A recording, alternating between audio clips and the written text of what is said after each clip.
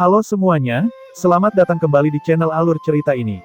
Sebelum kita mulai jangan lupa untuk tekan tombol like dan subscribe, agar kalian bisa selalu update cerita-cerita seru dan menarik di channel ini. Mari kita game on. Bab 41, Tubuh asli seseorang bisa memasuki alam ilusi. Penglihatan Zhu Xianyao kabur sejenak, dia tidak bisa memahami ini sama sekali. Bagaimana orang fisik bisa memasuki dunia ilusi? Zhu Xianyao bertanya. Su Chen menggelengkan kepalanya. Aku juga tidak bisa memberitahumu, ini benar-benar fenomena yang cukup menarik, Capius benar-benar layak atas gelarnya, dia bahkan mampu menggabungkan realitas dan ilusi menjadi dunia ilusi fisik. Suara Su Chen dipenuhi dengan pujian saat matanya berkilauan. Tuan Sarjana hanya bisa dipahami oleh sesama Tuan Sarjana. Mungkin hanya Su Chen dan Si Kai Huang yang bisa memahami betapa hebatnya penemuan Capius, Zhu Xianyao mungkin tidak mengerti bahkan jika Su Chen menjelaskannya padanya. Zhu Xianyao langsung menjawab, saya tidak mengerti mengapa ini berguna. Mengapa itu berguna, kata Su Chen, izinkan saya memberi Anda sebuah contoh. Katakan bahwa kesadaran seseorang adalah keberadaan ilusi, sedangkan tubuh fisik adalah keberadaan fisik.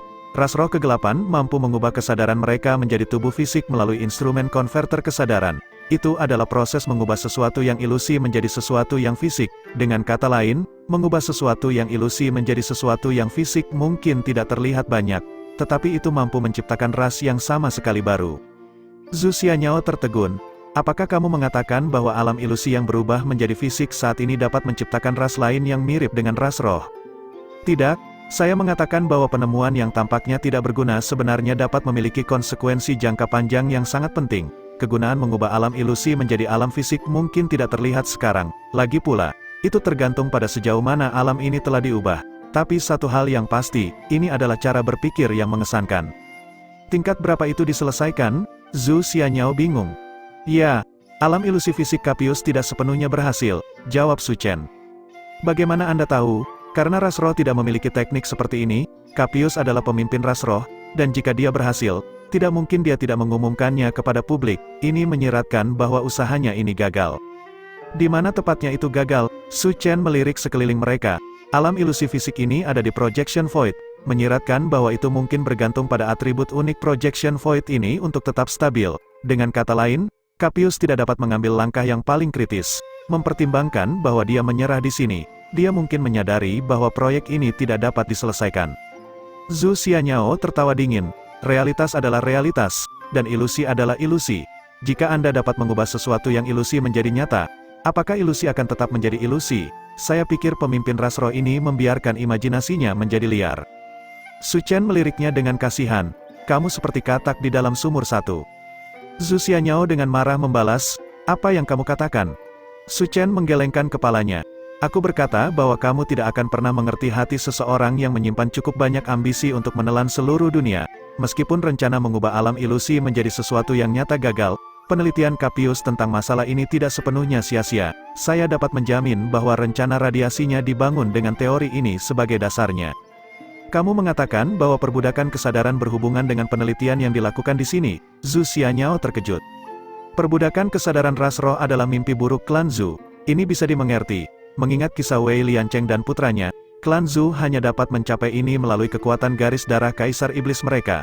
Tetapi setiap individu ras roh dapat melakukannya dengan mudah. Dan itu semua karena Capius, lebih khusus lagi, kerja sama Capius dan Menelaus, yang meletakkan dasar ketakutan yang diwakili oleh ras roh. Tidak buruk, jadi sekarang kamu sadar? Su Chen menatap Zhu Xianyao dengan kasihan. Bahkan jika itu eksperimen yang gagal, ada alasan di baliknya. Saat dia berbicara, dia meraih ke depan dirinya dan membuat gerakan meraih. Sebuah item muncul di tangannya, teko. Namun, tutup teko ini tertutup tato formasi asal yang padat. Ini jelas merupakan senjata. Zhu Xianyao tertegun. Dari mana benda itu berasal? Dari sini, Su Chen tertawa. Bukankah aku sudah memberitahumu, ini adalah tempat di mana ilusi dan zat fisik bercampur. Semua rahasia Capius ada di sini tepat di depan mata kita. Itu tergantung pada apakah Anda dapat melihatnya atau tidak.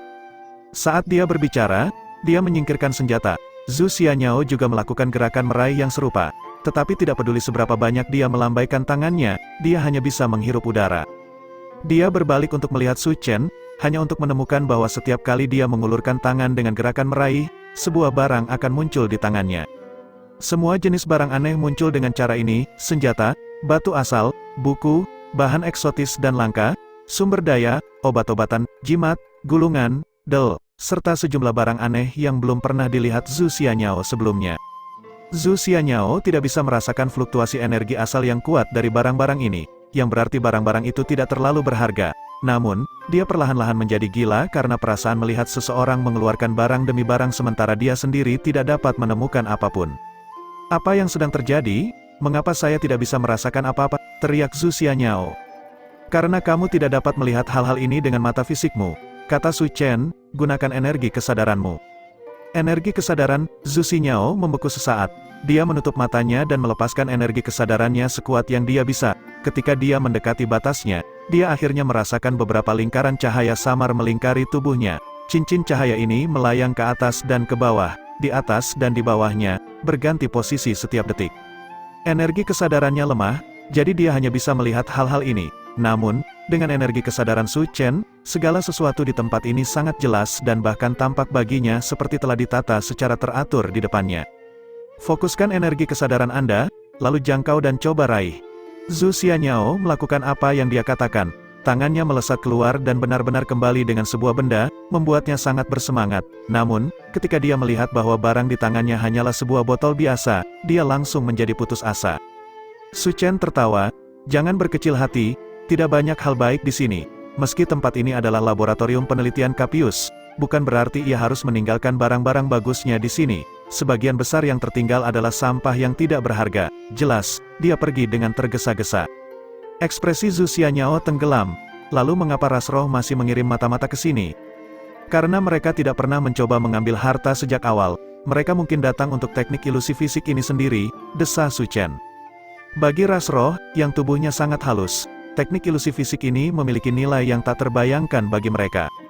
Setelah kematian Capius, teknik alam ilusi fisiknya mungkin belum diwariskan karena gagal, tetapi Menelaus atau beberapa individu ras roh berstatus tinggi lainnya mungkin tidak berpikiran sama. Mungkin mereka percaya bahwa teknik yang gagal ini masih memiliki ruang untuk perbaikan dan memiliki nilainya sendiri, karena semua jenis jalan yang berbeda masih terbuka untuk dijelajahi.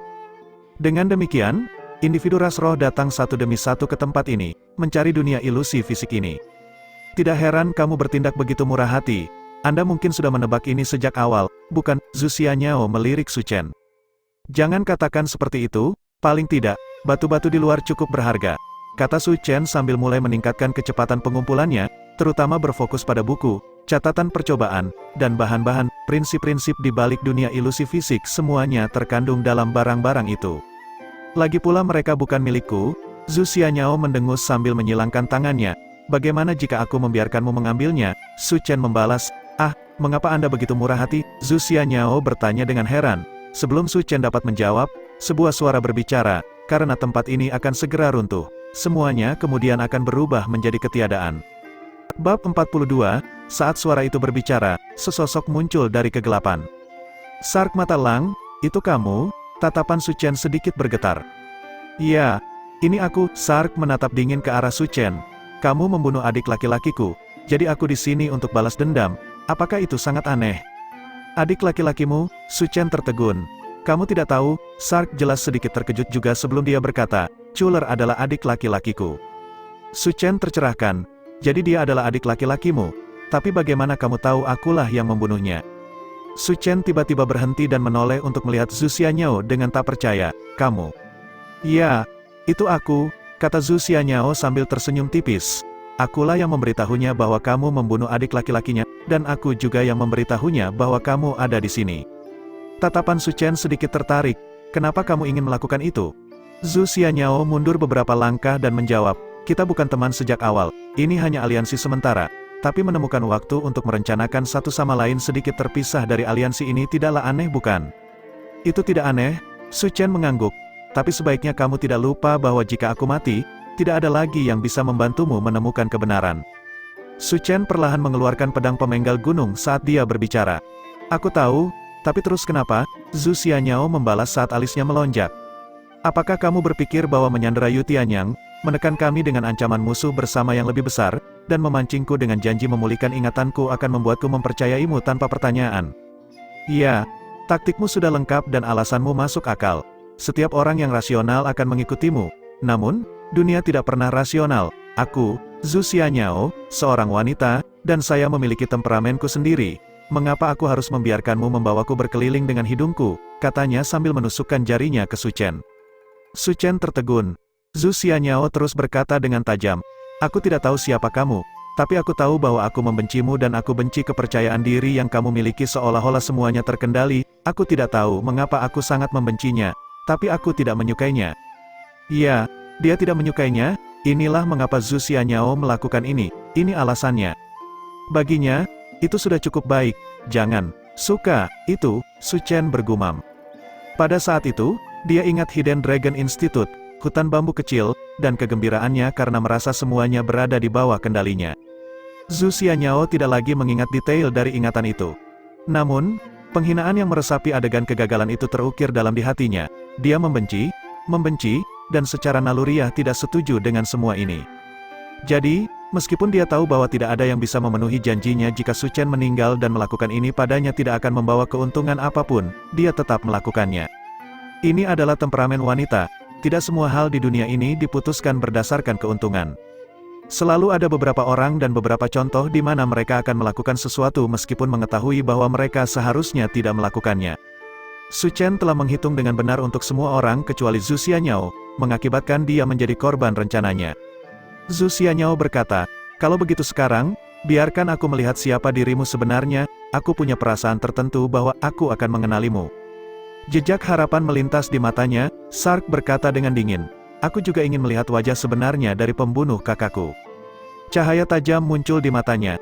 Cahaya ini bisa menghancurkan segala jenis teknik penyamaran dan mencegah lawan mempertahankan penyamaran mereka. Mereka akan segera kembali ke penampilan aslinya, menjadikan skill ini sebagai musuh alami semua asasin. Su Chen merasakan energi asal dalam tubuhnya tiba-tiba melonjak, seolah-olah dia kehilangan kendali atas dirinya sendiri.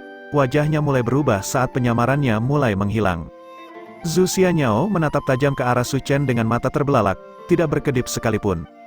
Di bawah mata Lang Sark, sosok gemuk Yu Tianyang mulai langsing, dan wajahnya yang bulat mulai memanjang, terus berubah. Saat penampilan sebenarnya lawannya akan terungkap, Zhu Xianyao melihatnya menundukkan kepalanya. Sebuah topeng tiba-tiba muncul di wajahnya.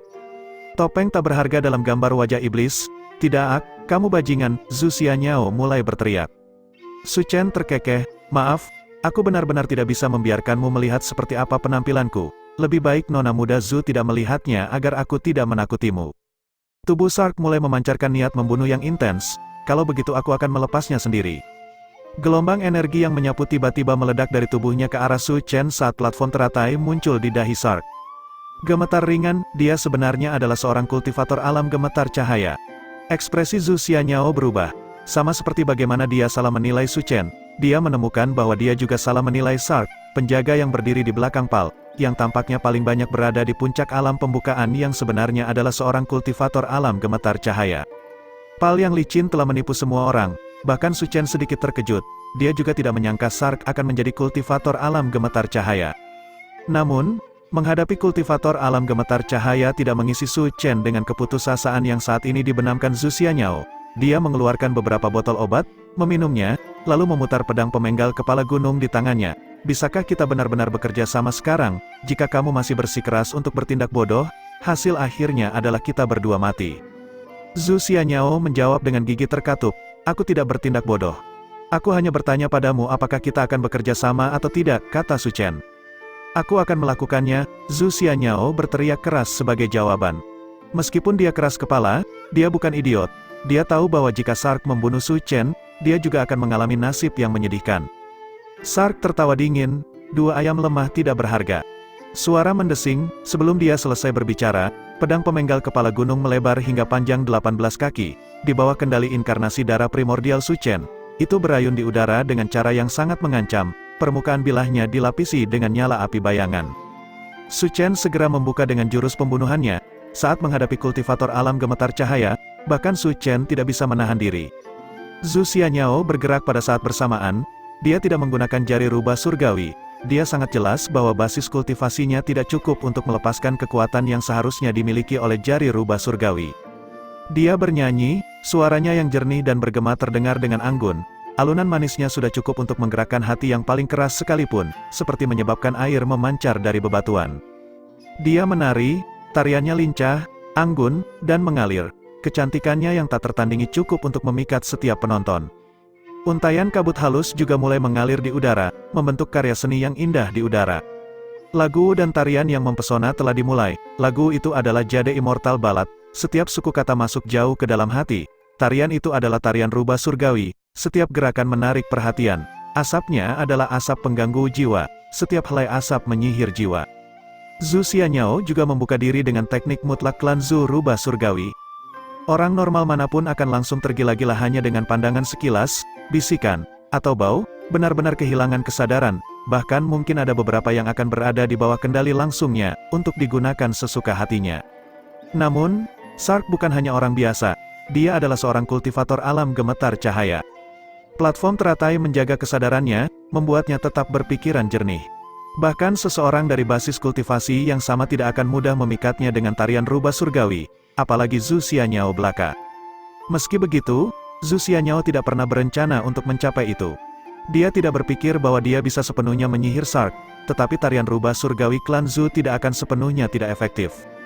Jika Sark tidak ingin terpengaruh, dia harus membagi perhatiannya, fokusnya akan teralihkan, kehendaknya melemah, dan bahkan energi asalnya harus dialihkan untuk menjaga pikirannya. Itu sudah cukup. Zhu Xianyao, yang telah bertukar pukulan dengan Su Chen secara pribadi, tahu seberapa besar kekuatan tempur yang dimiliki pria itu.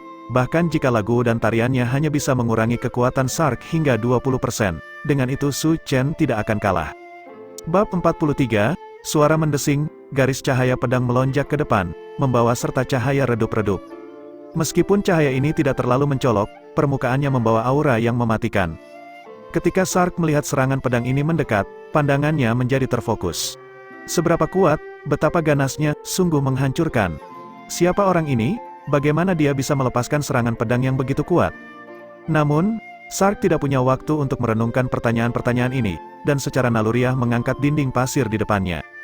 Ras pasir secara inheren mahir dalam menggunakan energi asal tipe bumi dan mengendalikan pasir melalui jurus mereka. Jadi tentu saja banyak dari teknik mereka melibatkan penggunaan pasir. Sark tidak terkecuali. Langkah pertama yang dia gunakan adalah perisai pasir kuning. Dinding pasir ini tampak sederhana tetapi segera meluas, membawa serta kekuatan penghentian yang sangat besar. Dinding pasir tidak dimaksudkan untuk menghentikan serangan sepenuhnya melainkan untuk melemahkan mereka. Setiap serangan yang bertabrakan dengan tembok akan melambat seolah-olah diseret melalui rawa berlumpur, karena pasir perlahan menghilangkan kekuatan serangan. Su Chen, bagaimanapun, benar-benar mengabaikannya. Seluruh tubuhnya mulai retak keras saat dia melepaskan kekuatan fisiknya sepenuhnya. Kekuatan mengalir keluar dari tubuhnya dan melonjak di udara, menimbulkan badai yang dahsyat. Nyala api berkobar dan menghabiskan dinding pasir, menyebabkan keefektifannya berkurang lebih dari setengahnya. Sementara itu, serangan pedang primordial Blood Incarnation terus menebas udara, sama sekali tanpa hambatan. Syukurlah untuk Sark, dia tidak sepenuhnya bergantung pada dinding pasir. Pada saat yang sama ketika tembok pasir didirikan, otot-otot di tubuh Sark tiba-tiba membengkak saat sisik batu mulai menutupi seluruh tubuhnya, seolah-olah seorang pria yang diukir dari batu tiba-tiba muncul entah dari mana, menghasilkan efek yang mirip dengan inkarnasi darah primordial Su Chen tetapi dengan metode yang berbeda. Kamu hanya serangga, Sark melolong marah saat dia melepaskan pukulan dengan lengannya yang besar dan berbatu. Pedang pemenggal kepala gunung dan tinju batu bertabrakan dengan keras, menyebabkan fluktuasi energi yang kuat memancar keluar dari titik tumbukan. Sark memiringkan kepalanya ke belakang dan melolong marah. Lengannya telah benar-benar dipotong oleh pedang pemenggal kepala Su Chen. Selama pertukaran pukulan ini, kultivator alam gemetar cahaya akhirnya kalah. Apakah itu aneh? Sama sekali tidak. Su Chen jauh lebih kuat daripada saat dia bertarung melawan Shen Yuanhong dan Wei Pei, dan pengalaman bertarungnya melawan kultivator alam gemetar cahaya juga lebih besar sekarang. Dia sangat jelas tentang kesenjangan besar antara alam gemetar cahaya dan kultivator alam pembukaan yang dan itu tidak bisa dijembatani hanya melalui kekuatan. Lagi pula, mencapai alam gemetar cahaya menghasilkan peningkatan kekuatan yang komprehensif. Mereka akan tumbuh lebih kuat. Tetapi selain itu kemauan, kesadaran, dan kendali mereka atas energi asal semuanya jauh melampaui milik seorang kultivator alam pembukaan yang mereka benar-benar berada pada level yang sama sekali berbeda. Tapi di sisi lain, adalah mungkin untuk mendekati kultivator alam gemetar cahaya atau bahkan melampaui mereka dalam hal kekuatan murni. Ruang di ruangan itu cukup terbatas, dan tidak ada terlalu banyak ruang kosong yang tersedia untuk Sark bermanuver. Ini memberi Su Chen banyak kesempatan. Inkarnasi darah primordial Su Chen sudah menjadi keterampilan yang sepenuhnya berfokus pada kekuatan. jika kekuatan pedang pemenggal gunung diperhitungkan, maka dia tidak kalah dalam hal kekuatan kasar sedikit pun. Selain itu, sebelum pertempuran, Su Chen diam-diam menelan seluruh rangkaian obat, menyebabkan kekuatannya semakin diperkuat, persiapannya untuk berperang sama sekali tidak lemah. Sark, bagaimanapun, berada di bawah pengaruh mantra Zhu Xianyao, yang melemahkan serangannya sekitar 20%. Dia bertarung dari posisi yang sangat tidak menguntungkan. Tidak masuk akal jika serangan Sark bisa diusir kembali. Sark melolong kesakitan saat lengannya putus. Saat dia melolong, pasir kuning menyerbu ke depan, menyelimuti lengan Sark yang hancur. Begitu seseorang mencapai alam gemetar cahaya, kekuatan hidup mereka akan menjadi jauh lebih kuat, dan mencoba menangani kerusakan permanen dengan teknik rata-rata sangatlah sulit. Mereka tidak hanya dapat terbang tanpa jurus, tetapi mereka juga dapat meregenerasi kembali sebagian besar cedera. Butir-butir kecil pasir itu tampak seperti itu. Tetapi sebenarnya itu adalah energi asal murni tipe bumi yang terus-menerus membangun kembali tubuh Sark. Dalam keadaan normal, lengan Sark akan muncul kembali dengan sangat cepat. Sayangnya, ini bukan keadaan normal. Su Chen secara alami tidak akan membiarkan Sark pulih dengan mudah. Setelah memanfaatkan serangan pedang itu, Su Chen menyerang lagi. Api bayangan melonjak ke depan lagi.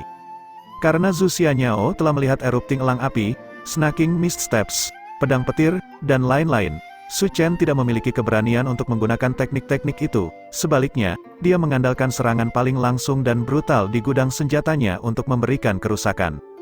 Api surut dan mengalir bersamaan dengan jatuh dan naiknya pedangnya. Meskipun serangan ini cukup sederhana, semuanya ganas, sombong, dan dominan. Saat menghadapi serangan pedang kedua ini, Sark tidak berani menghadapinya secara langsung. Dia mundur saat tetesan hujan mulai turun dari langit. Pasir telah mencair, yang kemudian membeku menjadi lumpur yang membuat Su Chen sulit untuk terus menekannya. Jika Su Chen tidak mengenal Si Mingfeng, dia mungkin telah terperosok ke dalam lumpur selama beberapa waktu. Namun, Si Mingfeng juga seseorang yang mahir dalam teknik tipe bumi dan tipe air. Selain itu, alasan dia mahir dalam seni bumi adalah karena dia berspesialisasi dalam serangan jarak jauh yang tidak memiliki daya ledak. Melengkapi serangan ini dengan jurus tipe bumi dapat meningkatkan kekuatan pertahanannya dan memungkinkannya untuk menampilkan keunggulannya secara lebih penuh. Menggabungkan tanah dan air untuk membuat lumpur adalah sesuatu yang sangat dia kuasai. Su Chen telah melihat gerakan seperti ini sejak lama, dan dia tahu persis bagaimana menghadapinya. "Ha!" teriak Su Chen, angin dingin mulai bertiup di sekelilingnya, membentuk pusaran berputar di sekelilingnya yang menyebabkan kristal es mengembun di mana-mana. Ini adalah keterampilan yang dirancang Su Chen untuk Ji Hanyan, Frosted Fragrant Blossom.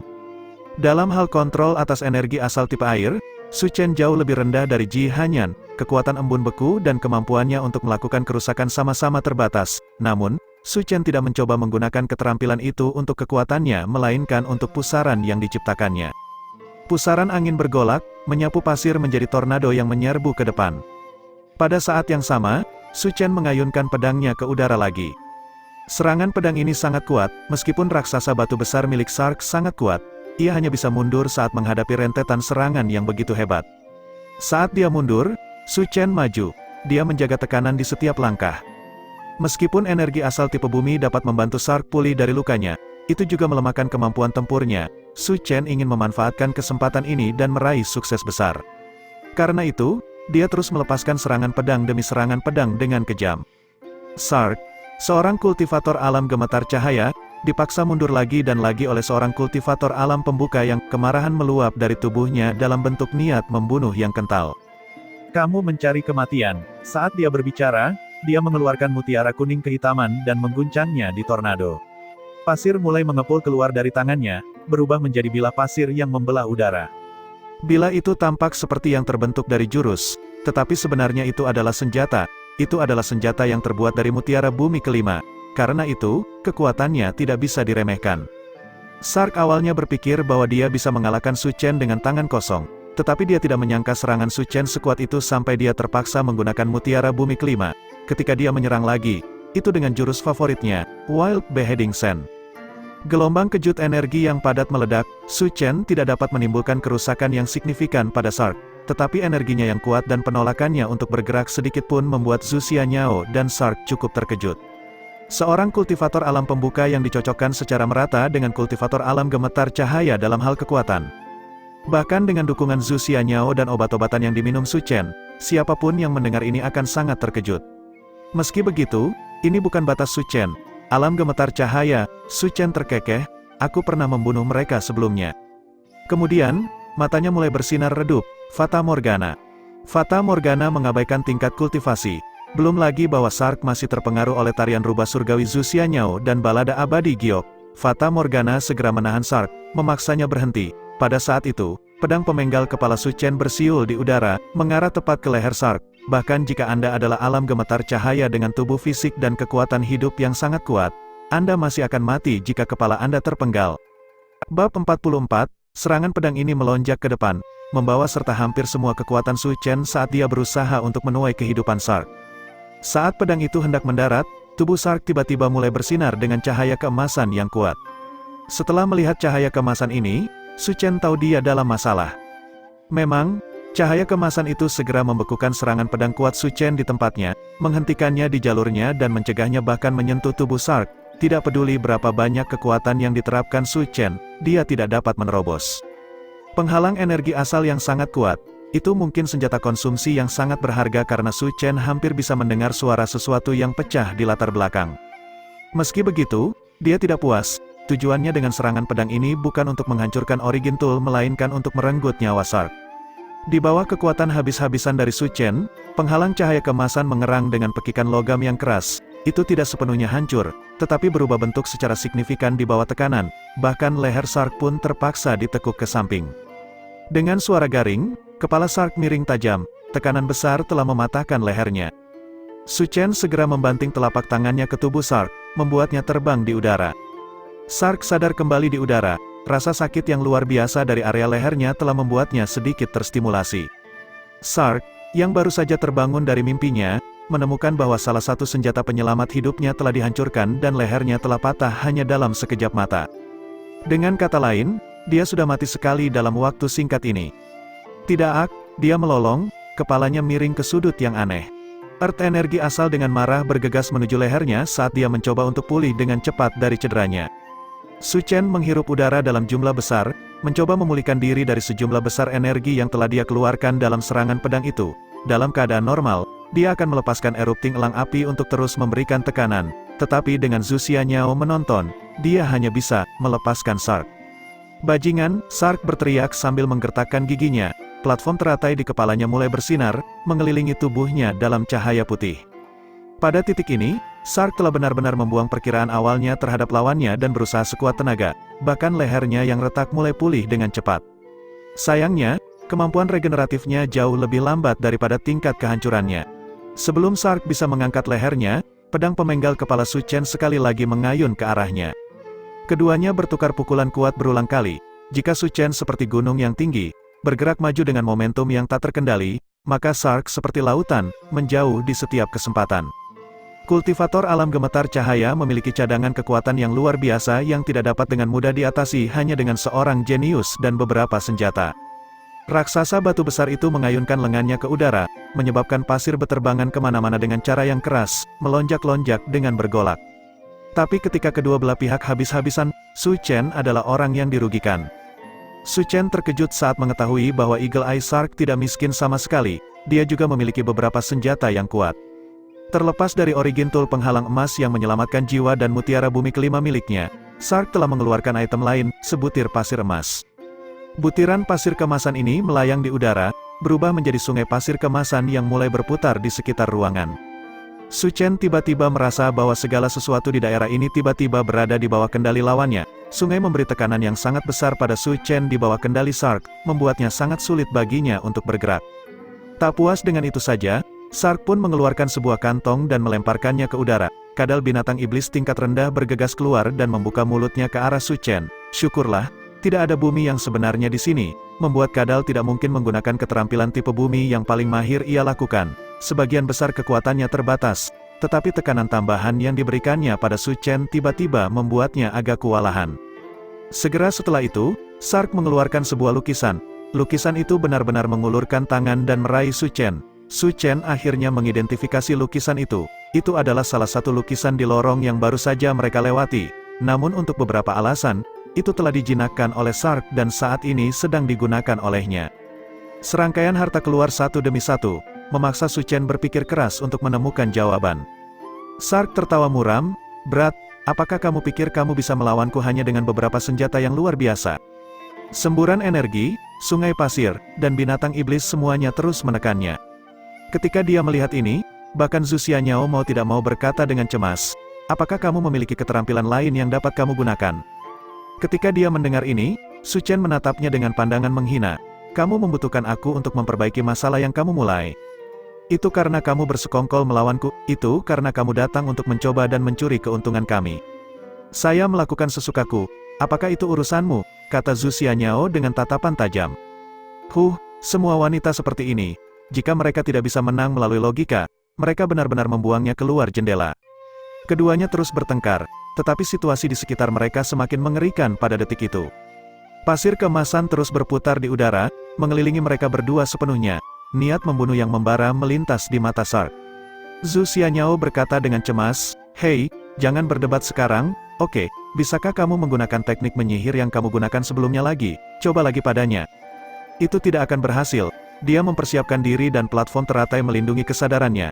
Dia akan bisa membangunkan dirinya kembali, dan aku tidak akan bisa membuatnya bingung lagi, jawab Su Chen. Sark ini cukup kuat. Dia telah mengidentifikasi titik lemah Fata Morgana setelah hanya dipukul sekali dan sekarang membela diri dengan platform teratai, serta terus-menerus menggunakan sejumlah kecil energi asal untuk merangsang dirinya sendiri. Dia akan terbangun begitu dia jatuh di bawah mantra Su Chen. Dengan demikian, Fata Morgana Su Chen sama sekali tidak berguna melawannya.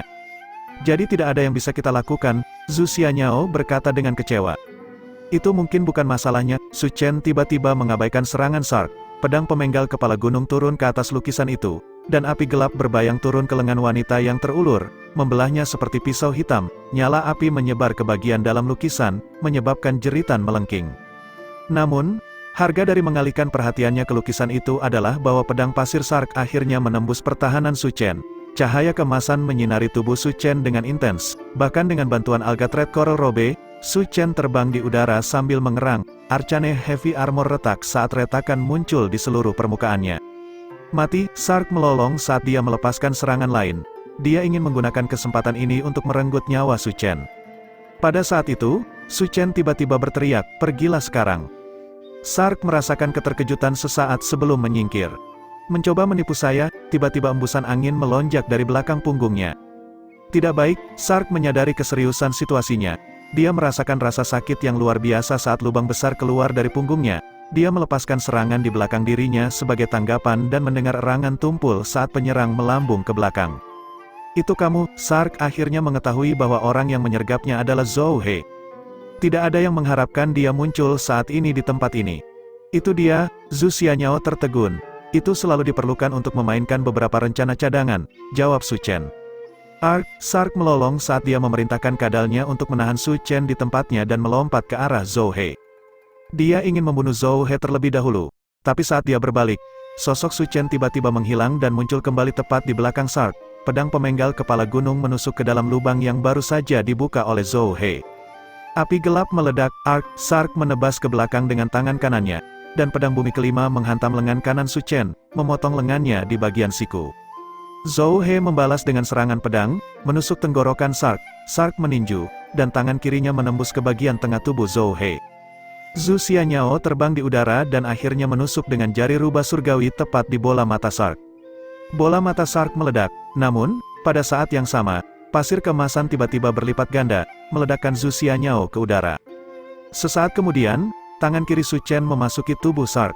Penusuk armor piercing, tinju neraka mengamuk. Ledakan energi besar lainnya mengalir melalui tubuh berbatu Sark. Kadal yang merayap di tanah melolong, Su Chen berbalik dan menatapnya, mengaktifkan Fata Morgana, dan membekukan kadal di tempatnya. Sark, bagaimanapun, melepaskan tendangan ke belakang tepat di lutut Su Chen, memaksanya jatuh. Zhu Xianyao terbang lagi, menginjak leher Sark dengan keras. Lehernya sudah patah sejak awal, dia baru saja berhasil menyesuaikannya sedikit ketika tiba-tiba patah lagi, menyebabkan kepalanya terkulai ke dadanya. Namun, meski dia terengah-engah, dia belum menderita luka fatal. Gelombang udara yang keras menghantam Zhu Xianyao, membuatnya terbang mundur lagi. Pada saat yang sama, dia mengayunkan tangan kirinya ke bawah, menyebabkan Zhou He terbanting keras ke tanah. Sark mengambil kembali tangannya yang berdarah. "Aku harus melihat siapa dirimu." Dia meluncurkan pukulan ke arah Su Chen. Topeng di wajah Su Chen hancur, dan hidungnya langsung hancur berkeping-keping saat dia terguling ke belakang. Tetapi pada saat yang sama, momentum Mountain Beheading Blade menabrak Sark, menembus seluruh tubuhnya dan mengiris bagian atas tubuhnya menjadi dua. Bab 45 Su Chen jatuh ke tanah dengan berat saat dia memuntahkan seteguk darah. Pada saat yang sama, dia mengangkat tangannya untuk menutupi wajahnya. Bahkan pada saat ini, dia tidak ingin Zhu Xianyao melihat wajahnya. Sark jelas jauh lebih kuat dari Shen Yuanhong. Selain kekuatan pribadinya sendiri, dia memiliki banyak harta karun padanya. Ini tidak terlalu mengejutkan. Meskipun ras pasir bukan ras manusia, dia, sebagai bawahan paling terpercaya dari pemimpin ras pasir, pasti akan lebih kaya daripada Shen Yuanhong, sesepuh klan bangsawan garis darah di beberapa kota terpencil. Su Chen tidak dapat menang atas Sark dalam hal kekayaan atau kekuatan. Jadi dia hanya bisa mencoba untuk membersihkan situasi setelah memberikan pukulan serius kepada Sark. Tapi betapapun tidak berdayanya perasaannya, Sark hanya merasa lebih sedih dan marah. Kamu benar-benar melukaiku sampai titik ini, sial, sial, sial, dia melolong marah, kepalanya miring pada sudut yang tidak wajar saat dia berbaring di genangan darahnya sendiri. Aku tidak akan kalah. Sialan, kamu masih belum mati, Hesu mengutuk sambil mencengkeram bagian tengah tubuhnya. Dia memberi isyarat, dan beberapa garis cahaya menghantam tubuh Sark. Sark bahkan tidak bereaksi terhadap serangan itu. Dia mengerahkan seluruh energi di tubuhnya untuk mengangkat lengannya. Di bawah kendalinya, sungai pasir kemasan bergelombang ke depan sekali lagi, terus maju ke arah Su Chen. Pes, Anda masih bisa berjuang di ranjang kematian Anda, Su Chen memberi isyarat, dan beberapa bola api petir terbang di udara. Boom, boom, boom, boom, petak-petak besar api melonjak ke depan, meledakkan pasir emas ke samping. Salah satunya bahkan mengirim Sark terbang di udara. Namun, lawan ini cukup tangguh. Dia melepaskan serangan telapak tangan lain langsung ke kadal di tanah. Bang, pukulan lembut ini membangunkan kembali kadal dari alam ilusi. Haha, pergi dan bunuh mereka, Sark berteriak keras. Kadal itu menyerbu ke arah mereka bertiga. Tidak, wajah Zhu Xianyao menunjukkan ekspresi putus asa. Namun, pada saat yang tepat, peluit rendah tiba-tiba terdengar dari kejauhan. Ketika mendengar peluit itu, kadal itu segera pergi ke kegelapan. Segera setelah itu, suara pertempuran sengit pecah. Namun, di bawah naungan kegelapan, tidak mungkin untuk mengetahui apa yang sedang terjadi. Apa yang sedang terjadi? Sarka tertegun. Tidak banyak, itu hanya teman saya, jawab Su Chen. Kalau begitu bukankah dia menunjukkan dirinya sendiri? Hesu dan Zhu Xianyao bertanya secara bersamaan. Dia agak waspada terhadap orang asing, jawab Su Chen. Hesu dan Zhu Xianyao saling melirik. Mereka jelas tidak tahu mengapa Su Chen bertindak begitu diam-diam. Tidak, Sark melolong putus asa dan marah. Dia baru saja akan berhasil ketika orang lain ikut campur lagi. Bagaimana dia bisa bersedia menerima situasi ini? Kemarahan di hatinya dan luka-lukanya yang serius kemudian menyebabkan dia mati di tempat. Zhu Xianyao berkata dengan marah, kamu masih tidak akan menyerah, atau apakah Anda akan menutupi wajah Anda selamanya? Su Chen menghela nafas dan menurunkan tangannya. Wajah yang sangat umum dan hambar muncul. Kamu, Zhu Xianyao tertegun. Dia belum pernah melihat wajah ini sebelumnya. Butuh beberapa saat sebelum dia menyadari apa yang sedang terjadi. Kamu masih menyamar. Tanpa mata Sark, Su Chen bisa menggunakan kamuflase lagi. Alih-alih kesal karena ini, luangkan waktu untuk pulih, kata Su Chen sambil melemparkan beberapa obat pemulihan ke Zhu Xianyao dan Hesu. Minum botol merah dan tuangkan botol biru ke lukamu, kata Su Chen. Dia secara bersamaan mengeluarkan sebotol obat biru dan mulai mengoleskannya di lengannya. Sepotong daging berukuran lumayan telah dipotong dari lengan kanannya, dan luka panjang menutupi dadanya. Organ dalamnya mengancam akan meledak. Namun, segera setelah obat biru bersentuhan dengan luka, untaian jaringan fibrosa yang tak terhitung jumlahnya mulai terjalin di atas luka, dengan cepat mengembalikannya ke keadaan semula. Hanya dalam beberapa saat, lengan patah Su Chen mulai menyatu lagi. Obat macam apa itu? Bahkan Zhu Xianyao belum pernah melihat obat dengan kemampuan pemulihan ajaib seperti ini sebelumnya. Obat yang sangat mahal, jawab Su Chen. Setelah menggunakan obat, luka Su Chen dengan cepat sembuh sedemikian rupa sehingga dia bisa berdiri. Tetapi tulang yang patah tidak akan bisa segera sembuh. Bahkan dengan bantuan obat, mereka masih membutuhkan waktu untuk pulih sepenuhnya. Andai saja ada semacam teknik seperti Devouring the Heavens dengan kemampuan pemulihan yang luar biasa dan tidak ada konsekuensi yang tidak sehat, Su Chen menghela nafas pada dirinya sendiri. Jika dia punya waktu, mungkin itu layak untuk diteliti. Keributan dalam kegelapan masih berlangsung, tapi sudah sedikit mereda. Kesimpulannya datang dengan cepat, tak lama kemudian, keributan itu akhirnya mereda. Langkah kaki yang tenang terdengar lagi, tetapi mereka tampaknya menghilang ke kejauhan. Ketika Su Chen, He Su, dan Zhu Xianyao menemukan medan perang lainnya, mereka hanya bisa menemukan mayat kadal itu, lawannya sudah menghilang tanpa jejak. Mereka datang diam-diam, mereka pergi diam-diam. He Su dan Zhu Xianyao sedikit terkejut. Su Chen yang berkata, tempat ini akan runtuh, kalian harus pergi dan menggali batu-batu berharga itu selagi kalian masih punya waktu. He Su dan Zhu Xianyao keluar dari situ dan bergegas ke terowongan untuk mencoba menambang batu-batu berharga. Su Chen, di sisi lain, kembali mengambil barang rahasia yang tersisa di udara dan menggunakan beberapa obat di Sark. Kultivator alam gemetar cahaya benar-benar langka. Bagi Su Chen, orang ini adalah bahan percobaan yang hebat. Keduanya datang ke terowongan yang dilapisi dengan batu-batu berharga. Zhu Xianyao berkata sambil menarik batu-batu itu, lagi pula batu-batu ini bukan milikku. Mengapa saya harus membantu Anda memanennya? Karena kaulah yang memikat bajingan itu ke sini dan membuang-buang waktu kami. Juga, saya dipenjara oleh Anda selama sebulan. Nona, jika bukan untuk memberikan wajah Su, aku pasti tidak akan membiarkanmu lolos begitu saja. Tangan Zhu Xianyao membeku. Untuk memberikan wajah siapa? Ah, saya berkata, untuk memberikan wajah teman saya, jawab He Su. Ekspresi Zhu Xianyao jatuh. Tidak, kamu tidak mengatakan teman sebelumnya. He Su terkekeh gugup, kamu benar-benar selalu curiga, mungkin Anda salah mendengar saya. Ekspresi Zhu Xianyao menjadi gelap, kamu baru saja mengatakan kata, Su, nama orang ini adalah Su, bukan? He Su menjilat bibirnya dengan gugup, aku tidak tahu apa yang kamu bicarakan, Su apa, saya pikir Anda salah dengar. Kamu berbohong, suara Zhu Xianyao tiba-tiba menjadi melengking dan matanya dipenuhi amarah. He Su berteriak panik dalam diam. Dia lupa bahwa wanita terkutuk ini bisa mengetahui apakah dia berbohong atau tidak. Zhu Xianyao maju ke arah He Su. Mengapa kamu berbohong? Mengapa Anda menyangkalnya? Jadi bagaimana jika nama belakangnya adalah Su? Kenapa kamu tidak bisa memberitahuku? Ya Tuhan. Ekspresinya benar-benar berubah pada saat dia berhenti berbicara. Dia menatap He Su. Dia Su Chen. Bukan, He Su menelan ludah dengan susah payah. Aku tidak tahu apa yang kamu bicarakan. Kamu berbohong, Zhu Xianyao melanjutkan. Dia berbalik dan melihat Su Chen berjalan keluar dari ruangan gelap dengan tubuh Sark di tangan. Dia akhirnya mengurus semua yang ada di ruangan itu. Ketika dia melihat Zhu Xianyao dan He Su berdiri berdampingan, Su Chen sedikit terkejut. Dia secara naluriah bertanya, apa yang kalian lakukan? Su Chen, kata Zhu Xianyao. Su Chen membeku. Pada saat itu, waktu terasa membeku saat mereka bertiga berdiri di sana. Su Chen tetap tidak bergerak. Bab 46, setelah sekian lama, Zhu Xianyao adalah orang pertama yang berbicara. Su Chen, ini kamu kan? Su Chen tidak menjawab. Dia melirik He Su. He Su memberi isyarat tanpa daya. Aku tidak melakukannya dengan sengaja. Kata-kata ini setara dengan pengakuan. Su Chen menghela nafas dengan lembut. Tidak ada gunanya terus berpura-pura pada saat ini. Su Chen tidak mengatakan apa-apa lagi. Penampilannya berangsur-angsur mulai berubah hingga ia kembali ke penampilan aslinya. Ketika dia melihat wajah yang dikenalnya muncul di depannya, Zhu Xianyao benar-benar marah. Ini benar-benar kamu, ini benar-benar kamu, suara mendesing. Jari rubah surgawi, dia langsung menuju jugularis, segera memulai dengan pukulan mematikan. Su Chen, bagaimanapun, tidak terkejut, dia menghilang dan muncul kembali di belakang Zhu Xianyao, mendorong He Su dan mendorongnya ke Zhu Xianyao untuk memblokirnya. Dia menghela nafas, apa gunanya melakukan ini? Apa manfaat mengetahui hal-hal ini bagi Anda? Ini lebih baik daripada dipermainkan oleh Hemu seperti aku semacam monyet sirkus. Zhu Xianyao mendorong He Su ke samping saat dia menyerang Su Chen.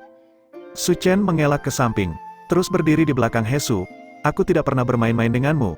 Bertemu denganmu kali ini hanyalah sebuah kebetulan. Tujuan saya hanya untuk menyelamatkan seseorang dan melaksanakan rencana kami. Saya tidak peduli, Anda berbohong kepada saya. Zhu Xianyao menendang dengan marah. Su Chen buru-buru mengelak, tendangan ini malah menghantam He Su. He Su berteriak kesakitan. Su Chen terus berputar di sekitar He Su sehingga dia selalu berada di antara Su Chen dan Zhu Xianyao. Aku sudah berjanji untuk mengembalikan ingatanmu. Apa gunanya bertingkah seperti ini? Jangan bermain-main denganku, kamu bilang akan membantuku memulihkan kebenaran. Bukan ingatanku, kamu pasti akan membohongiku lagi. Zhu Xianyao melepaskan tendangan lain, kali ini mengarah ke kepala He Su. Oh, jadi sekarang dia berpikiran jernih dan bisa membedakan antara kebenaran dan memulihkan ingatannya. Su Chen lewat di bawah He Su, aku berjanji bahwa aku akan memberitahumu yang sebenarnya. Mengambil hal-hal di luar konteks juga bisa menjadi kebenaran, seperti menjebakku dengan pernyataan yang menyesatkan atau menjawab secara selektif. Zhu Xianyao terus melepaskan tendangan terbang demi tendangan terbang, mengayun-ayunkan kakinya kemana-mana. Kecerdasannya sepertinya tiba-tiba meningkat. Untungnya, Su Chen bisa menggunakan teleportasi White Tower lagi. Dia langsung muncul kembali di belakang Hesu dan menangkapnya, lalu mundur. Hesu berteriak dengan cemas, "Mengapa kamu terus bersembunyi di belakangku?" Su Chen berkata, "Tempat ini benar-benar kosong. Tidak ada penutup selain kamu di sini, dan juga kamu kan yang mengungkapkan identitasku, jadi kamu perlu diberi pelajaran." Zhu Xianyao melepaskan serangan telapak tangan lainnya. Su Chen meraih Hesu dan terus mundur. "Jika kamu ingin menafsirkannya seperti itu, maka tidak ada yang bisa saya lakukan, tapi pertama-tama aku ingin memberitahumu sesuatu." "Aku tidak akan mendengarkanmu," Zhu Xianyao menjawab. Dia baru saja akan menyerang lagi ketika dia tiba-tiba merasakan gelombang pusing menghampirinya karena semua energi sepertinya terkuras dari tubuhnya. Dia bergoyang dan benar-benar jatuh ke tanah. "Apa yang sedang terjadi?" Zhu Xianyao tertegun. Su Chen berjalan mendekat. "Jangan cemas, Anda baru saja menggunakan obat untuk pulih lebih awal. Meskipun obat semacam ini dapat membantu Anda pulih dengan cepat, obat ini juga menghabiskan banyak kekuatan fisik. Kamu tidak boleh terlalu banyak bergerak setelah minum obat ini karena tubuhmu membutuhkan waktu untuk memprosesnya. Karena kamu sedikit memaksakan sesuatu, kamu baru saja menghabiskan sedikit kekuatan fisik yang tersisa di tubuhmu. Jangan khawatir, kamu akan baik-baik saja setelah tidur siang sebentar." Zhu Xianyao tidak mendengar sisanya saat gelombang pusing menguasai dirinya, matanya berguling ke belakang kepalanya saat dia pingsan. "Wah, membuatku takut setengah mati." Hesu duduk di tanah, benar-benar kehabisan tenaga. Su Chen menatapnya dengan dingin. Dia berkata, "Kamu membuang lebih banyak waktu, jadi sebaiknya kamu berdoa agar gerakanmu sedikit lebih cepat." Hesu sangat terkejut, dia tidak lagi duduk untuk beristirahat dan mulai menggali batu-batu berharga. Pada saat ini, dia juga bisa merasakan kekosongan di sini menjadi tidak stabil dan akan segera runtuh. Dengan kata lain, mustahil untuk menggali semua batu berharga di sini. Hesu merasakan gelombang kesedihan menyapu dirinya. Sayang sekali, Su Chen, bagaimanapun, mengabaikannya sepenuhnya. Dia mengambil Sark dan Zhu Xianyao dan berjalan keluar melalui terowongan. Di luar terowongan berdiri Yue Longxia. Ketika dia melihat Su Chen muncul, Yue Longxia sedikit tersenyum. "Sepertinya masalahmu baru saja dimulai.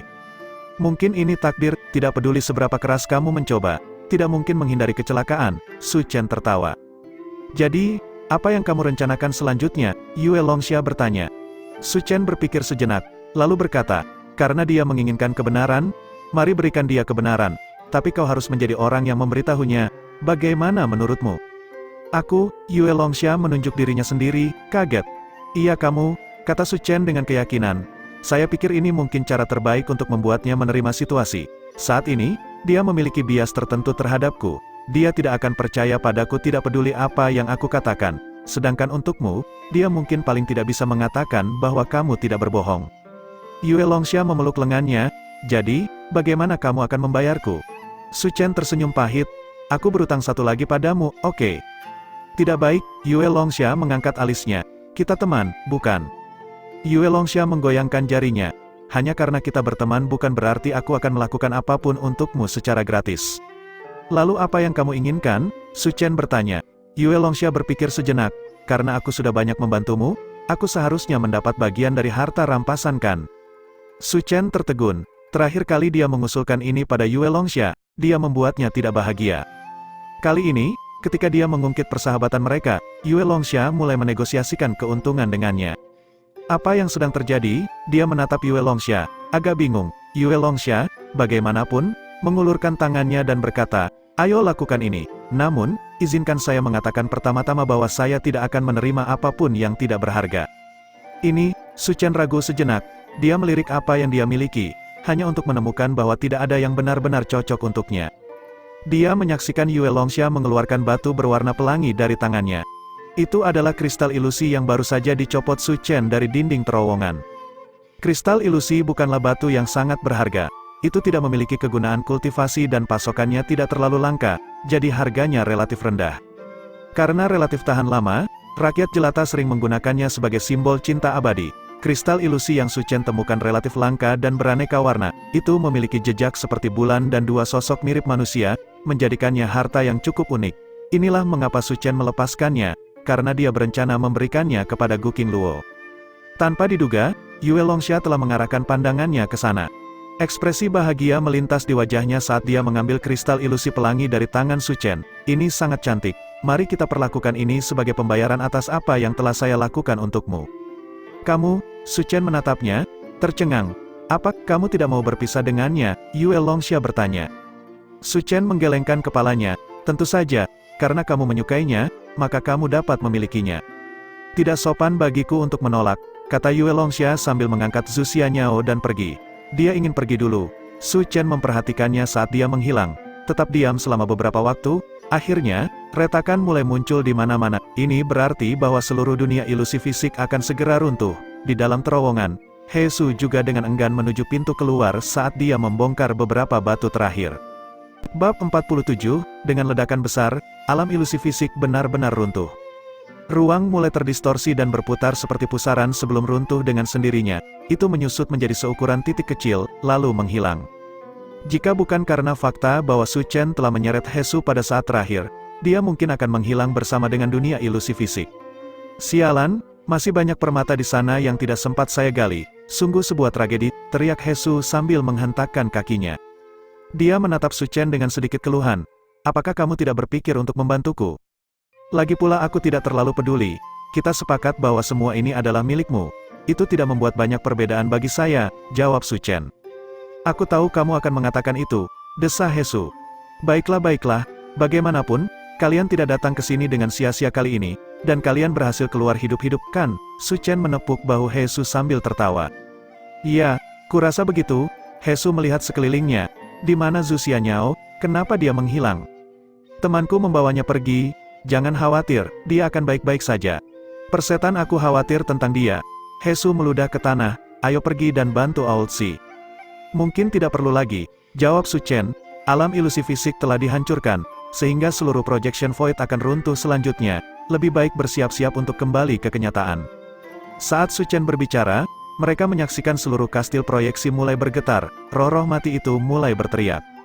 Tidak, apakah dunia kita akan runtuh, kita akan mati? Tidak, aku tidak ingin meninggalkan dunia ini, bajingan sialan itu, mereka menghancurkan inti dunia ini, akhir kita sudah dekat. Seluruh kastil mulai berteriak, pada saat yang sama, getaran yang mengalir melalui kastil semakin kuat dan kuat, bagian bangunan mulai runtuh, dan dinding mulai berubah menjadi debu. Namun kali ini, mereka tidak akan kembali normal. Apa yang sedang kamu lakukan? He Su menemukan bahwa Su Chen sedang memegang formasi asal dis di tangannya dan mengarahkannya ke segala arah ke sekelilingnya. Su Chen menjawab, saya merekam ini.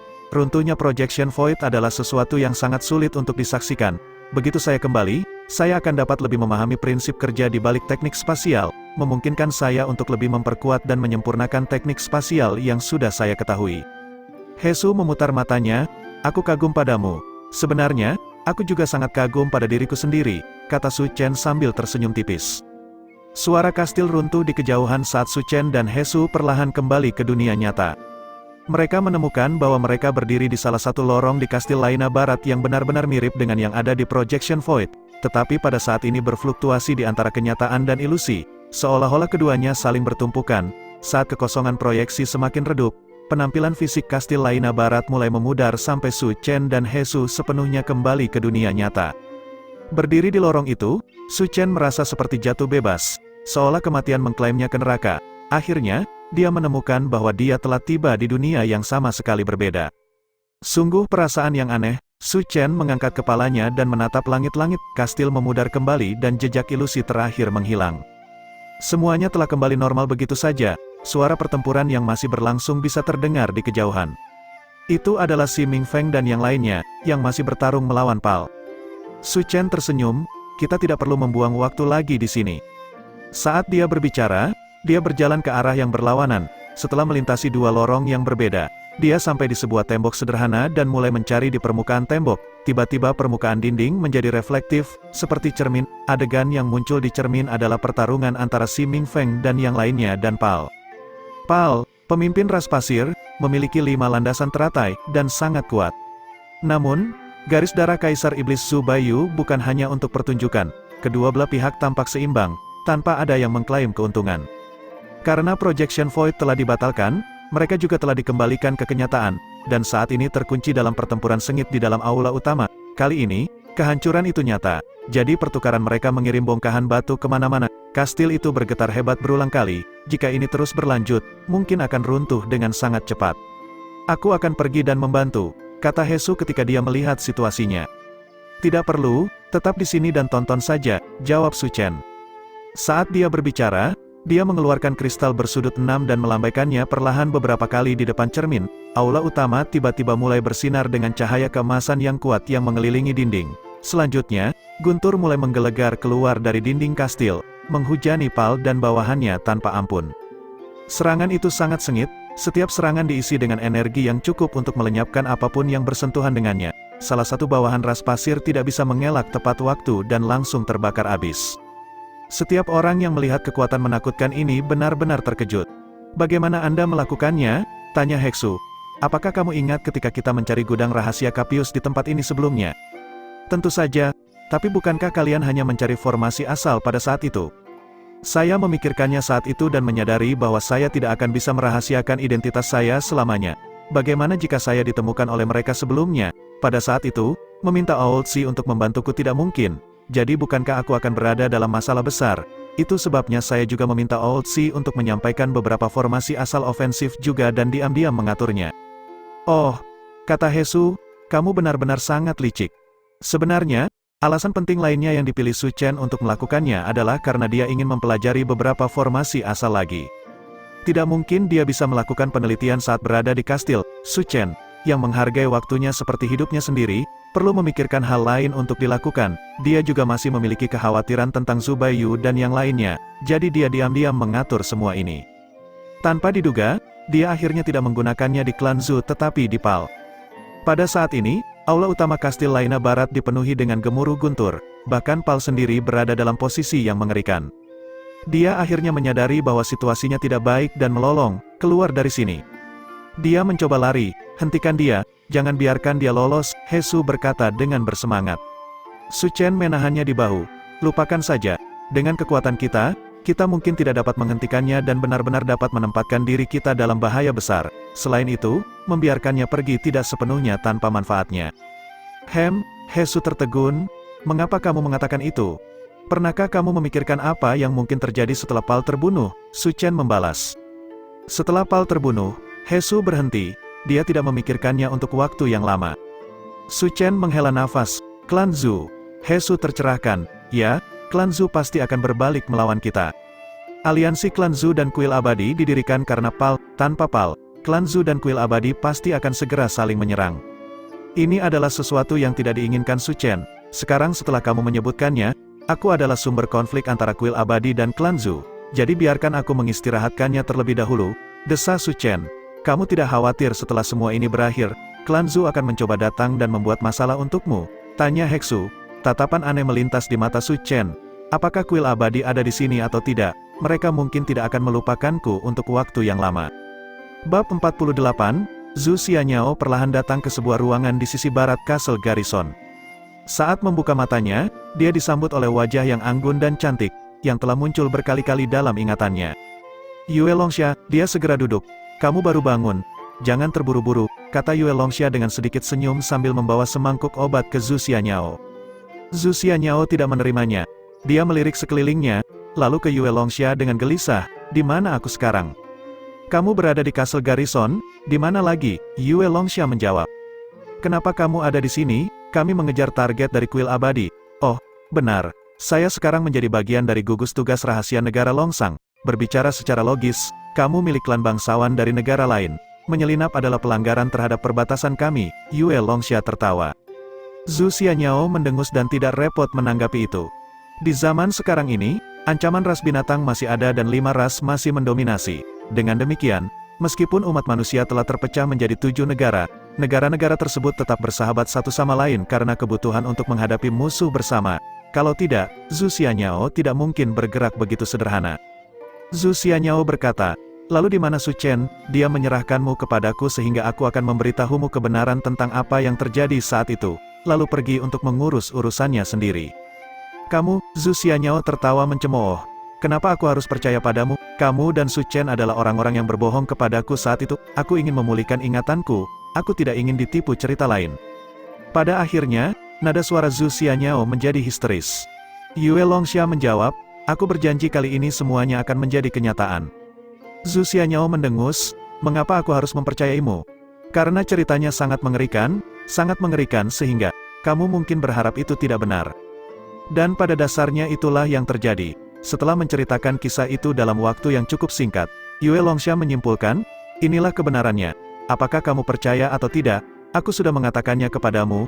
Apa yang harus kamu lakukan selanjutnya juga terserah kamu.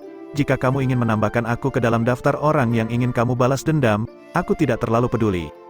Zhu Xianyao tetap diam. Baginya, ini mungkin adalah cerita yang sangat mengerikan sehingga tidak mungkin menjadi lebih buruk lagi. Semuanya seperti yang dia takuti. Dia telah jatuh ke perangkap Su Chen, menyebabkan paman 11 mati dan klan Zhu terjebak dalam pertempuran dengan kuil abadi dan 6 klan bangsawan garis besar. Terlebih lagi, dia telah mengajari Su Chen semua rahasia yang berkaitan dengan teknik rahasia klan Zhu, memungkinkannya untuk memiliki kendali penuh atas semua jenis teknik klan Zhu. Itu benar-benar sangat mengerikan sehingga tidak bisa menjadi lebih buruk lagi. Meski begitu, Zhu Xianyao masih merasa ada yang kurang dari ceritanya. Ini adalah perasaan di suatu tempat di hatinya yang tidak bisa dia tunjukkan. Zhu Xianyao percaya bahwa Yue Longxia tidak berbohong kali ini dan telah mengatakan yang sebenarnya, tetapi dia masih merasa ada sesuatu yang sangat penting yang hilang di sini. Satu hal yang mungkin bahkan Yue Longxia tidak tahu. Dia jatuh ke dalam periode kontemplasi diam yang lama. Apakah kamu memiliki pertanyaan lagi untukku? Yue Longxia bertanya ketika dia melihat Zhu Xianyao bertingkah seperti ini. Zhu Xianyao berpikir sejenak, lalu menjawab, saya ingin melihat Su Chen. Apakah ada kebutuhan? Kamu saat ini bukanlah lawannya, kata Yue Longxia dengan rasa ingin tahu. Saya tidak ingin melawan dia, aku hanya ingin menanyakan beberapa hal padanya. Aku sudah memberitahumu segalanya, lalu apakah kamu tahu apa yang aku suka makan? Berapa kali sehari saya biasanya suka mandi? Cara saya berbicara dengan orang lain? Apa yang saya bicarakan dengan Su Chen sebenarnya? Apakah dia memberitahu kamu tentang semua hal kecil, tidak penting, dan sederhana ini? Zhu Xianyao bertanya. Yue Longxia terkejut, tentu saja tidak mungkin baginya untuk mengetahui hal-hal ini. Yang dia tahu hanyalah trik dan skema licik yang digunakan Su Chen, bukan detail yang tampaknya sepele ini. Zhu Xianyao berkata, aku ingin tahu, mengapa kamu ingin mengetahui hal-hal ini? Yue Longxia mau tidak mau bertanya. Itu bukan urusanmu, aku rasa begitu. Yue Longxia melirik keluar jendela. Di kejauhan, asap mengepul keluar dari kastil saat kilatan petir terlihat menembus langit. Mereka telah kembali ke dunia nyata, kata Yue Longxia, pergi mencari mereka sekarang adalah waktu terbaik. Dia tidak mengatakan apa-apa tentang siapa yang menang atau kalah. Baik Yue Longxia maupun Zhu Xianyao tidak mengkhawatirkan hasil pertempuran ini. Memang, dalam perjalanan mereka ke kastil Laina Barat, mereka melihat Pal mundur dengan tergesa-gesa dari kastil, para pengikutnya tertinggal di belakang. Dia masih hidup, kata Zhu Xianyao dengan sedikit terkejut. Mungkin karena Su Chen tidak ingin dia mati. Bagaimanapun, Pal adalah pemimpin ras pasir. Jika dia mati, itu bisa menimbulkan banyak masalah. Tapi kalau begitu, kita pasti akan diserang oleh ras pasir dalam perjalanan pulang. Bukankah itu cukup bagus? Maka klan Zhu dan kuil abadi tidak akan terburu-buru untuk membalas dendam satu sama lain, jawab Yue Longxia. Zhu Xianyao bertanya setelah lama terdiam, apakah menurutmu dia bahkan memikirkan ini? Yue Longxia tertawa, apakah kamu lebih suka seperti ini, atau tidak? Zhu Xianyao tidak menjawab. Ketika mereka datang ke kastil Laina Barat, Zhao Jingwen datang untuk menyambutnya. Nona muda, senang melihat kamu baik-baik saja. Di mana Su Chen? Dia sedang berdiskusi dengan semua orang bagaimana kami berencana untuk pergi, desa Zhao Jingwen. Pada saat ini, dia juga tahu sekarang bahwa Yu Tianyang palsu sebenarnya adalah Su Chen. Dia tidak memiliki kata-kata yang bisa dia katakan. Zhu Xianyao melangkah cepat ke dalam ruangan. Zhao Jingwen berkata, Pangeran Yu dikembalikan kepada kami. Apakah kamu ingin pergi menemuinya? Zhu Xianyao berhenti di tempatnya. Dia menjawab setelah berpikir sejenak. Biarkan dia istirahat, dia dan aku hanya berteman, mengerti? Ya Nona, Zhao Jingwen menundukkan kepalanya. Karena Yu Tianyang yang telah memenangkan hatinya bukanlah Yu Tianyang yang asli, semua perasaan Zhu Xianyao terhadapnya telah lenyap seperti kepulan asap. Semua anggota klan Zhu yang telah menunggu mereka berkumpul selama ini hanya bisa menghela nafas. Saat memasuki aula utama, dia menemukan Zhu Baiyu, Xi Mingfeng, Su Chen, dan beberapa lainnya sedang duduk di sana dan mendiskusikan situasi mereka. Ketika Zhu Baiyu melihat Zhu Xianyao kembali, dia menghela nafas lega. Xianyao, kamu kembali, itu terdengar baik. Alasan dia menunggu di sini adalah untuk Zhu Xianyao. Karena nona muda telah kembali, maka apa yang telah saya janjikan telah saya lakukan. Kita bisa pergi sekarang kan? Su Chen bertanya. Aku tidak bilang kamu bisa pergi. Zhu Xianyao menatap Su Chen dengan marah. Apa, kamu ingin mengingkari hutangmu? Su Chen tertawa menanggapi.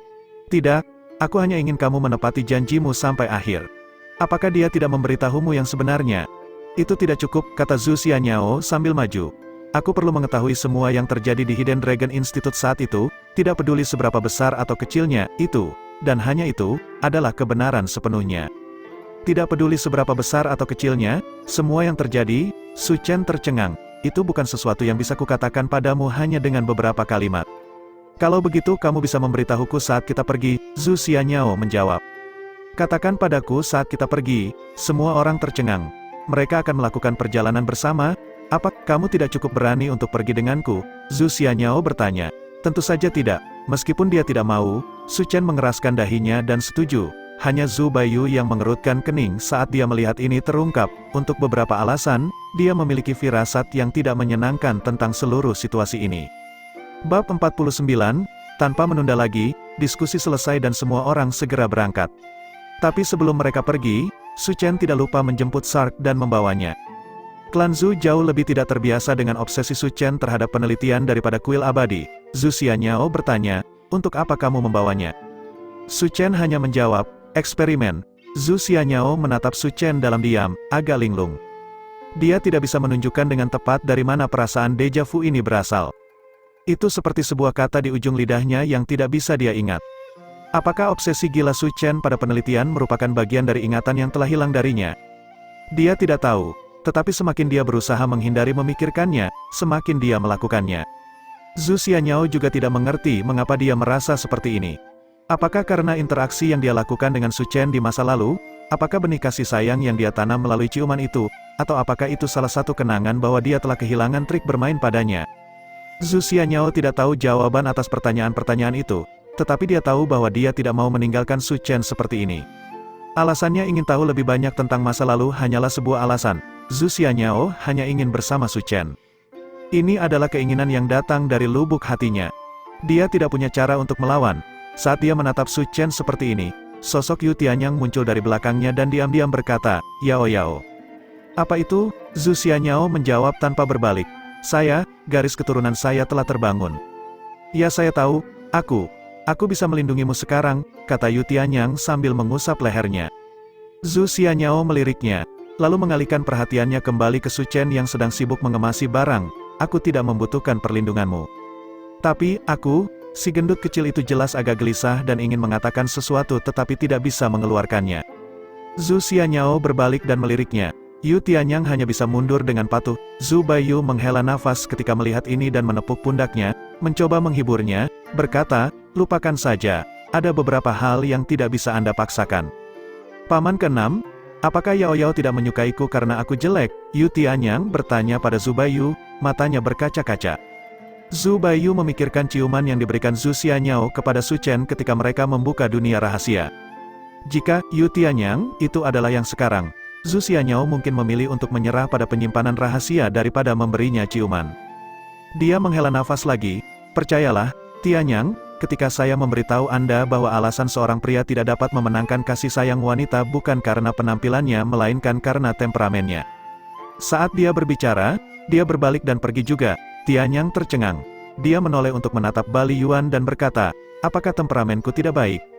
Bali Yuan menggosok bagian belakang kepalanya dan menjawab, Tuan muda, Anda adalah orang yang baik, tapi jujur, jika saya bisa memilih master, saya akan lebih cenderung memilih tuan muda palsu itu. Yu Tianyang menundukkan kepalanya dan menggumamkan, merasa sangat kecewa.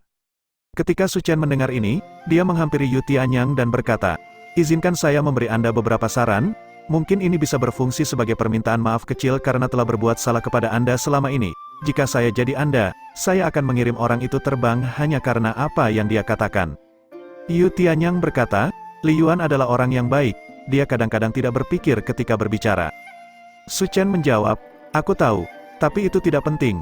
Dia dapat melakukan banyak hal tanpa berpikir, tetapi dia harus menghormati Anda.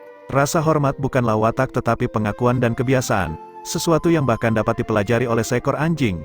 jika kamu bahkan tidak bisa menaklukkan budakmu sendiri, bagaimana kamu bisa menaklukkan orang lain? Su Chen pergi setelah berbicara, Yu Tianyang membeku, lalu melirik Ba Liyuan. Ba Liyuan mengangguk. Saya pikir apa yang dia katakan masuk akal, Tuan Muda. Ba Liyuan dikirim terbang, Yu Tianyang menarik tinjunya ke belakang, ekspresi serius di wajahnya yang gemuk. Saya akan melakukan yang terbaik untuk belajar. Su Chen duduk di dalam gerbong yang ditarik serigala unta, dengan rajin membaca buku. Ini adalah buku yang dia peroleh dari gudang rahasia Capius yang mencatat studinya tentang kesadaran seseorang. Su Chen begitu fokus sehingga dia hampir lupa bahwa ada seseorang yang duduk di hadapannya, Zhu Xianyao.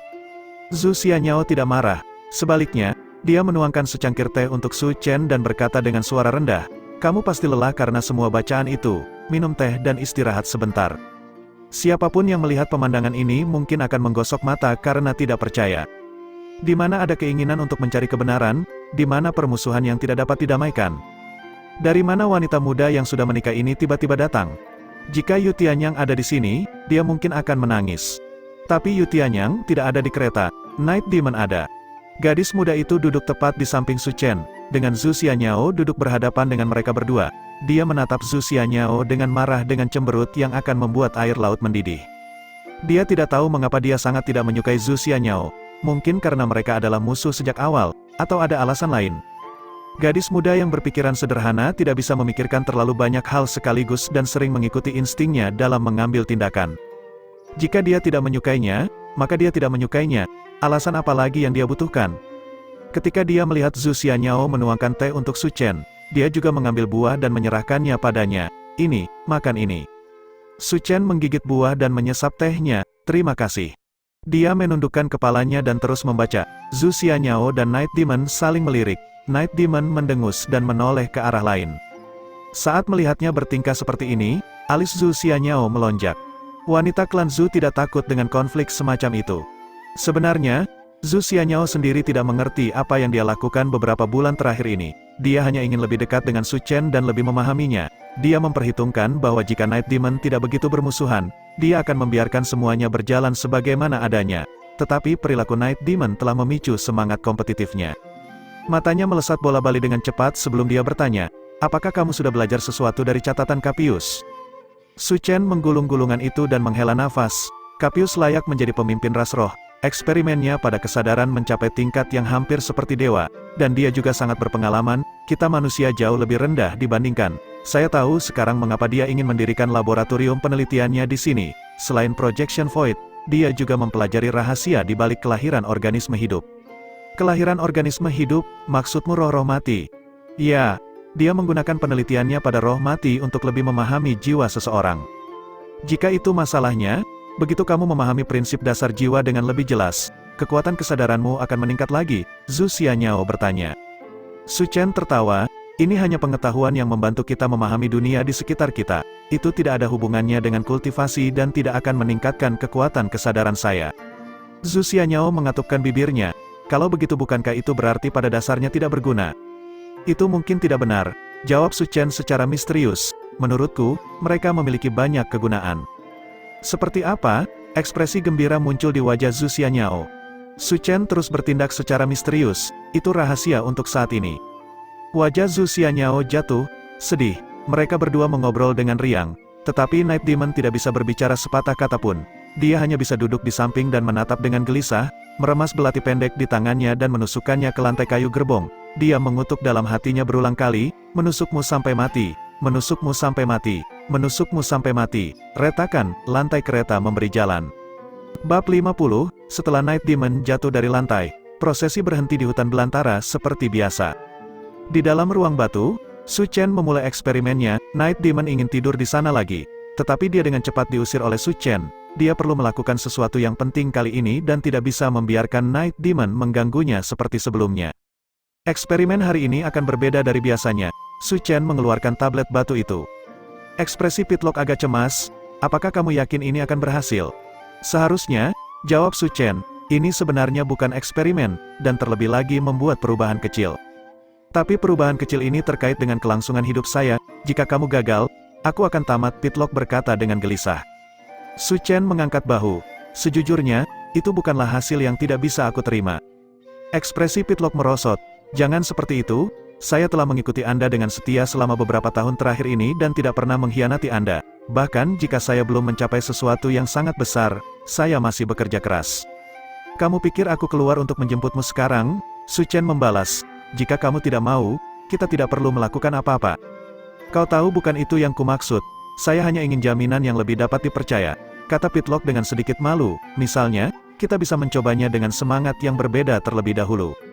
Itu tidak mungkin, Su Chen menggelengkan kepalanya.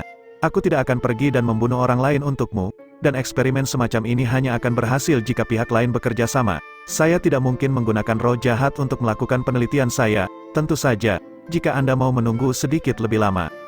Lupakan saja, Pitlock menggelengkan kepalanya. Aku sudah muak duduk-duduk di tablet batu ini tanpa tujuan. Saya putus asa untuk mendapatkan kembali kebebasan saya sendiri, bahkan jika ada risikonya, aku tidak ingin menunggu lebih lama lagi. Mendengar ini, Su Chen tertawa, jangan khawatir, kamu akan baik-baik saja. Dia mulai meramu obat, dalam sekejap mata, sekitar 10 botol telah muncul. Setelah meracik obat, Su Chen dengan hati-hati mengeluarkan pedang pemenggal kepala gunung. Dia kemudian dengan hati-hati menuangkan obat ke permukaan pisau, lapis demi lapis. Dengan setiap lapisan yang dia tambahkan, Su Chen juga mengukir tato formasi asal ke permukaan bilahnya, seperti yang dia lakukan saat membuat Shadow Flame Glove. Ini adalah proses yang lambat dan berlarut-larut, baru setelah dia menerapkan lapisan kelima dan menambahkan tato lapisan keempat, dia berhenti. Pedang pemenggal kepala gunung mulai bersinar dengan cahaya biru redup. Cahaya biru itu misterius dan sebenarnya tampak agak mirip dengan cahaya tablet batu. Selanjutnya, Su Chen mengambil sebotol obat hitam dan menuangkannya ke tablet roh. Obat itu menelusuri ukiran di permukaan tablet roh, perlahan mengisinya. Pitlock mulai berteriak dengan cemas. Sakit? Sakit, aku belum pernah merasakan rasa sakit sebanyak ini dalam waktu yang lama. Ini benar, ini pasti obat tipe kesadaran, ide Anda sangat tepat. Ini awalnya ide Capius, saya baru saja menyelesaikan apa yang tidak dapat dia lakukan. Dia bukan seorang alkemis ulung, jawab Su Chen perlahan. Tubuh Pitlock yang awalnya seperti hantu mulai membeku perlahan, seolah-olah dia mengambil bentuk fisik yang sebenarnya. Begitu obat terakhir mendarat di tablet batu, asap putih mulai mengepul dari permukaannya. Pitlock mengulurkan tangannya dan menekannya ke tangan Su Chen. Aku menyentuhnya, aku bisa menyentuh sesuatu sekarang, katanya bersemangat. Selamat, tapi ini baru permulaan. Sekarang, saya akan memindahkan Anda dari tablet batu, kata Su Chen sambil perlahan mengangkat tangannya. Pitlock berdiri di tangan Su Chen, sebenarnya terpisah dari tablet roh. Setelah tubuh rohnya mengambil bentuk fisik, Pitlock tidak akan membutuhkan tablet roh lagi. Dalam arti tertentu, dia adalah individu ras roh saat ini.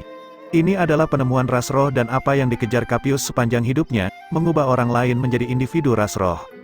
Namun, dia gagal pada akhirnya. Dari rahasia yang ditinggalkan Capius di Kastil Laina Barat, salah satunya adalah pemikiran awalnya tentang rencana radiasi. Namun, rencana ini membutuhkan dasar yang mendalam dalam alkimia. Bakat Capius dalam alkimia hanya biasa-biasa saja, jadi dia tidak pernah berhasil menyelesaikan rencananya ini. Namun, begitu Su Chen melihat penelitian awalnya, Su Chen menemukan bahwa dia hanya selangkah lagi dari menyelesaikan rencana yang ditinggalkan Capius. Dia kemudian dengan mudah melintasi jarak itu dan memenuhi impian Capius. Tentu saja, ini tidak sama dengan memenuhi rencana besarnya untuk mengubah organisme hidup menjadi individu ras roh. Obat pembuktian roh hanya dapat menyebabkan roh mengambil bentuk fisik untuk jangka waktu terbatas sebelum menghilang tak lama kemudian. Tapi bagi Su Chen, itu sudah lebih dari cukup. Selanjutnya, Su Chen memindahkan tubuh roh Pitlock yang diperkuat ke pedang pemenggal kepala gunung. Lihat, ini rumah barumu. Pitlock terbang ke pedang pemenggal kepala gunung. Sosoknya sedikit berkilau sebelum menghilang.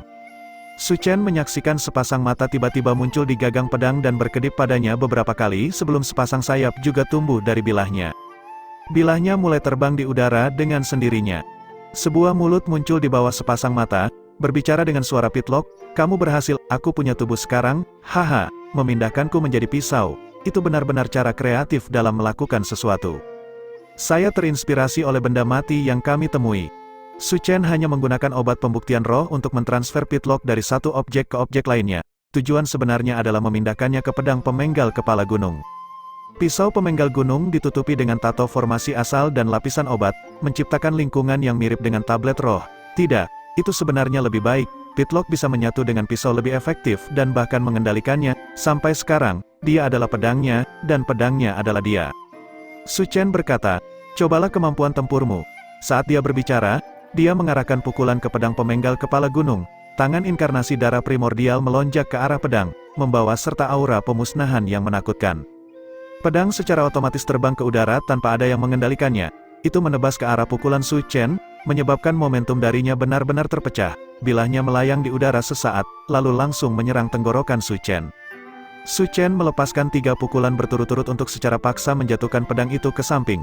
Bilahnya berputar lagi di udara, benar-benar menghilangkan serangan. Sayap transparan yang tumbuh darinya tampak sangat aneh saat melayang di udara. Apakah lebih kuat dari sebelumnya?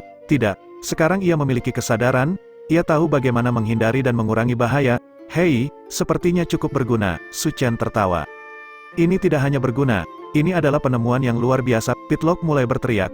Kamu telah berhasil memberikan kesadaran pada benda mati, dan Anda telah berhasil membiarkan roh melarikan diri dari tablet roh sehingga mereka dapat dipindahkan bola-balik, serta memberikan senjata Anda kemampuan untuk menyerang secara mandiri. Jika ini menyebar, pasti akan mengguncang seluruh benua primordial.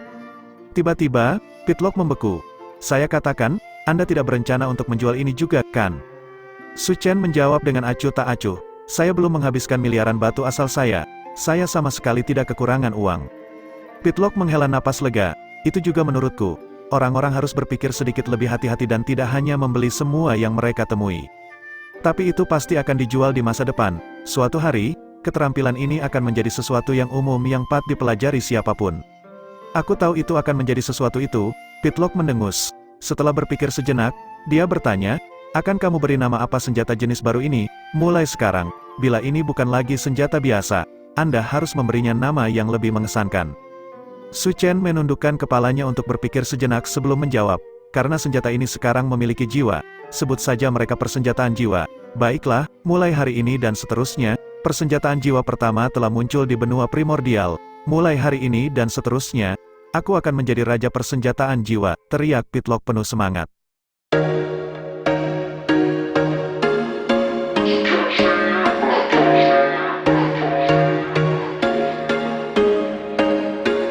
There was once a day that I would pray for you. I'd go and misbehave just so you'd notice too. Sneaking looks up and down from across the room.